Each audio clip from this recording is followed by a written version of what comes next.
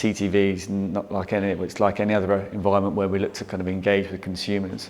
We spent too long over the last few years overexposing consumers to or irrelevant ads. We've actually got scarcity of attention within the marketplace at the moment. So what we really need to do is think about how we deliver media quality as a baseline, and on that media quality, how we start to engage and utilise attention for the consumer.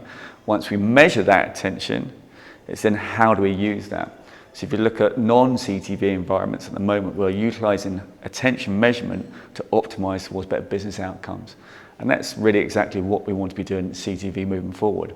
One, when we start to measure and understand attention, that's the first point, but then how do we use that attention to drive better business outcomes and return investment for advertisers? That's where we want to be. So how do we think about measurement or quality measurement within CTV? Again, it's no different from everywhere else.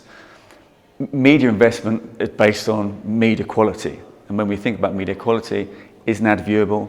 Is the ad in a brand safe, brand suitable environment? Is the ad fraud free? And is the ad in the right geolocation? Really, media quality starts with all four of those things, not one of them independently. When we think about CTV, we assume CTV is viewable.